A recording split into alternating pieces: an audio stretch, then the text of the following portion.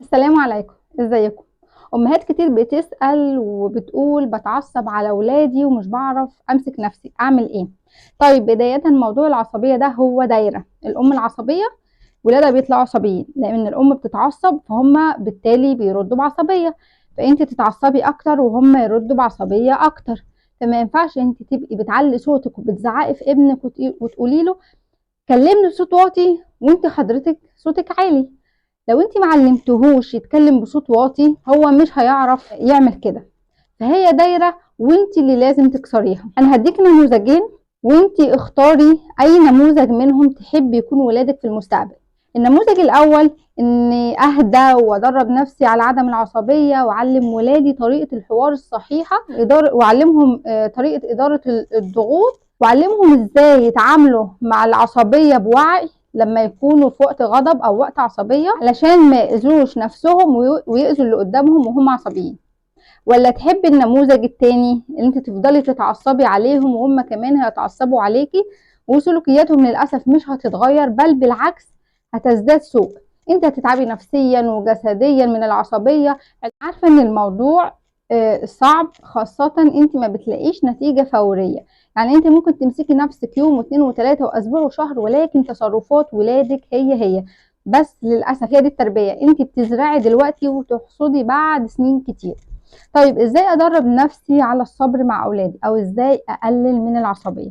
مبدئيا العصبية هي سلوك ينفع نغيره. الرسول صلى الله عليه وسلم قال انما العلم بالتعلم والحلم بالتحلم والصبر بالتصبر. يعني دي مهارة نقدر نكتسبها، ممكن يكون صعب شوية ولكن مش مستحيل. فأي مهارة عايزة تتعلميها بتبقى في الأول صعبة، ولكن مع التكرار ومع الممارسة الموضوع بيبقى أسهل كتير.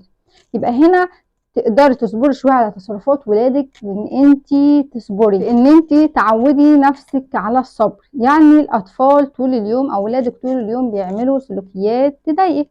شوفي انت متوسط خناقاتك او عصبيتك على اولادك كم مره في اليوم؟ 5 6 مرات في اليوم. تعالي بس دربي نفسك وقولي انا همسك نفسي ومش هتعصب، مش هتعصب في موقف من المواقف. واستمري كده يومين ثلاثة، وزودي موقف تاني واستمري يومين ثلاثة، زودي موقف ثالث واستمري يومين ثلاثة. صدقيني الموضوع هيبقى أسهل، وانت هتحسي بالإنجاز الرهيب وهتحسي بالنجاح انك قدرتي تسيطري على نفسك وقدرتي تتخلصي من سبب كبير جدا من الأسباب اللي كانت هتدمر علاقتك بولادك وهتدمرك انت شخصيا. رقم 2، حطي نفسك مكان ابنك.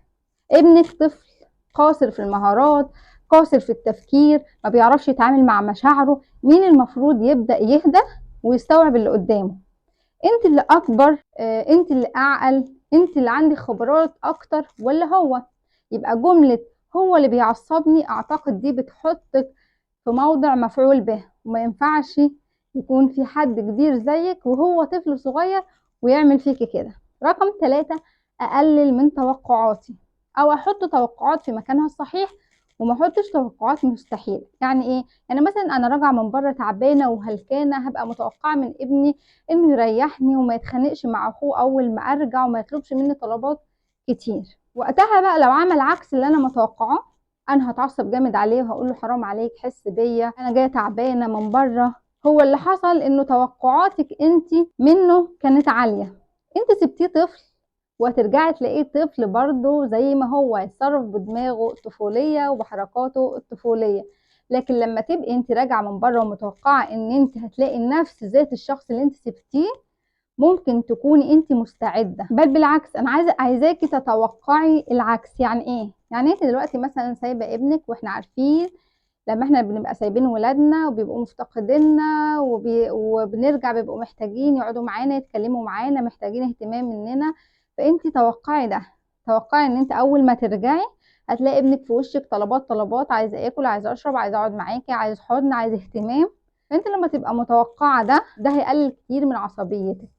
الحاجه الاخيره واللي فعلا بتخلينا نتعصب اغلب الوقت، الضغوط والمشاكل الخارجيه. وللأسف احنا بنطلع ضغوطنا على أولادنا. لازم تفصلي بين ضغوطك ومشاكلك في الحياة وبين أولادك. ولادك مش هم سبب ضغوطك، وأولادك مش المكان الصحيح اللي انت تفرغي فيه ضغوطك.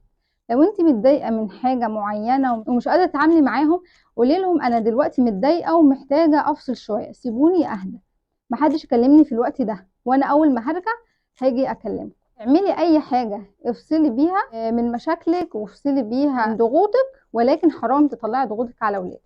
السلام عليكم.